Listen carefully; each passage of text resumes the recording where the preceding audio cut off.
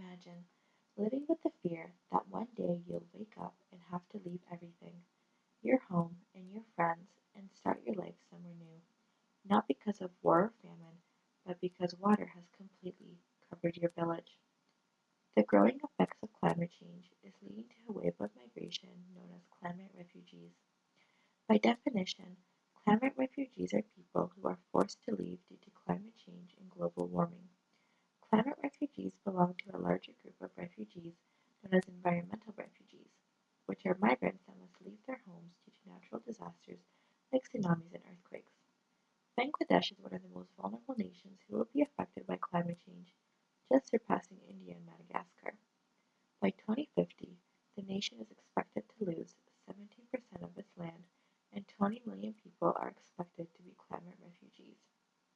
The country has already tasted the effects of climate change when on November 15, 2007, Cyclone Cider swept through the country with waves as high as 16.4 feet, affecting approximately 3 million people. Probal Rashad, a Bangladeshi photographer, described the situation by saying, "There is water everywhere, but none of it is drinkable." To date, as many as 500,000 Bengalis have left the villages due to floods and soil erosion, and are relocating to the cities. Malia Sarkar, a young Bengali girl, describes her family's situation by saying, "I love my village, but everyone is slowly leaving. I even met a few friends I had in the village in the city, but life is much tougher here. I would like to go back."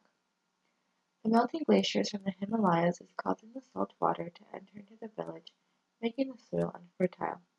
The United Nations High Commission for Refugees is currently supporting the Platform on Disaster Displacement, which is a program that works to improve the lives of displaced people due to climate change. The UNHCR has also developed a planned relocation guide for climate refugees.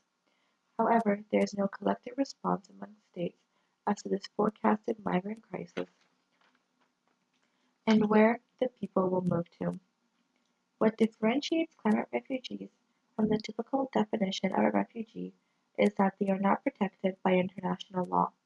Climate refugees cannot claim refugee status, therefore they are at a greater risk of political persecution and being sent back to their homelands. Which leads to the question, where will all these people go? As President Trump has already refused to accept any more refugees and the European Union has already accepted over 1 million, who will be responsible for granting asylum for the forecasted millions of displaced persons?